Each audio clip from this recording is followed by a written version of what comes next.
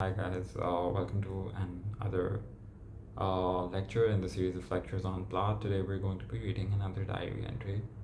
Um, let's read it first and then let's just talk about it. Tonight I saw Mary. Jack and I were pushing out of the theater in a current of people, and she was edging the other way in a dark blue jacket.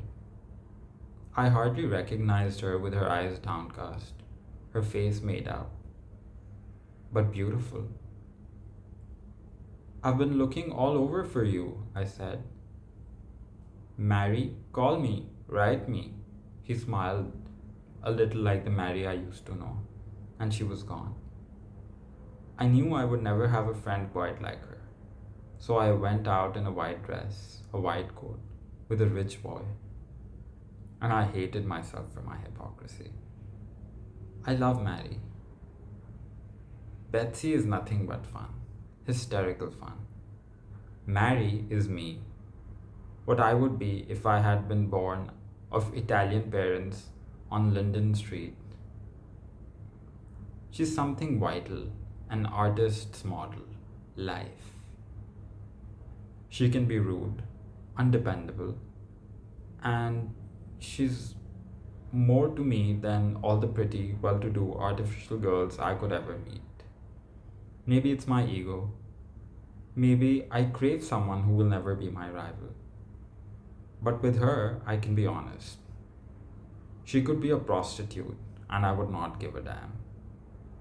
I'll never deny her as a friend. So, this diary entry reveals another human side of Plath, which again, for someone who's passed away, I feel like publishing this stuff and calling it a major literary event is not okay on a lot of levels. Because this gave her nothing. This is just like we're trying to open you up. Seems also like very forced and unnecessary vulnerability. But it is there. It reveals, though, a very human side of Plath's personality, right? Because when you think of somebody that pragmatist, that depressed, that they know that the depression's there, they can't be happy, they can only perhaps be content. You don't think that they have these quirks too, right? Like having this fancy friend who they enjoy, like these hangouts with, or just running into them or whatever. But she also has her people, right? People she admires. And she has that sense of depth in her personality where she's like, even if this person's a prostitute, it doesn't really changes my view on them. It's something biased, but it's there. She's a bit artificial, but she has something in her. Which is also perhaps again revealing that Plath was a bit too pragmatist even when it comes to her own judgments, right? Because, like, for example, with herself, she's aware that people like that she has this effect on people. People find her conventionally beautiful, all of that stuff. She herself, though, and there are more diary entries that we'll read, that she herself is, though, very aware of the fact that it's an effect that she has on some people, or perhaps they like to phrase it that way to her, that she has that effect, right? Like Jack being nice and complimenting her and whatever. She knows. So she knows that she's not She's not as outwardly as people put it for her, which is why that doesn't bring her um, grounding or anything. It doesn't ground her when people compliment her a lot, because she knows. Uh, but at the same time, because she also has these people, right, who are normal people, but she likes them.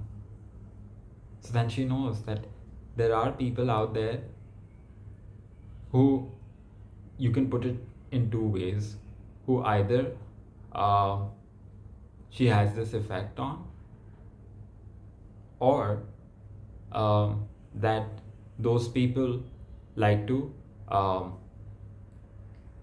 praise her a bit too much. And there's a quote that goes by the name of something like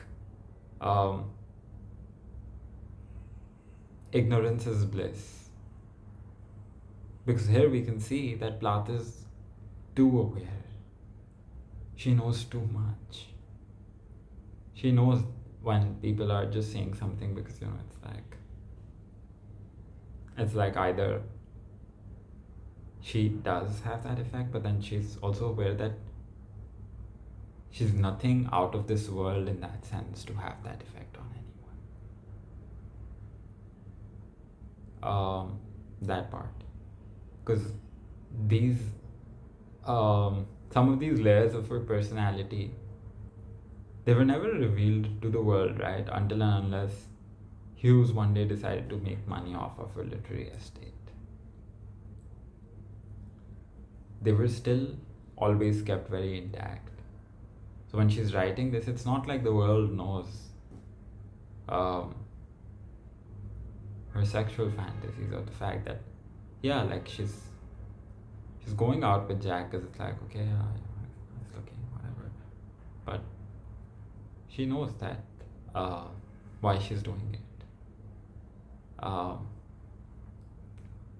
She's aware of her flaws and her strong points. That's why she's not somebody who's very highly affected by the praise that she gets, because she's that aware. And whenever we've read other people in literature who have been that aware of the reality, like for example, when you read Sufi literature, when you read Rumi or stuff like that, those are people who are, even if they're stating one opinion in the broader context of their work, you can see that, they're aware of the different perspectives. And that's why, it's said that, they burn so bright or something like that. Plath is also that way. She's aware even when she's stating something. She's aware of all sides. She's aware of the full story even if she's telling a part of the story. Which is very clear in this diary entry. I think that's about it for today's lecture. If you guys like the video, don't forget to give me a thumbs up as well as subscribe to the channel and press the bell icon to stay updated for whenever a new video drops in. Excuse me for the background noise. Press the bell icon to stay updated for whenever a new video drops in, guys. What else was I about to say? I hope everyone's keeping up with the tasks. To see, the thing is that specifically with this course, it's just like in the beginning right now, because this is also something new for me. I'm just trying to help you guys understand Plath better. So whenever I'm putting the notes down, I'm trying to give a certain task, it's like I have to make sure that in my head I think about what will help you guys understand the things better. That part. Okay, bye guys. See you in another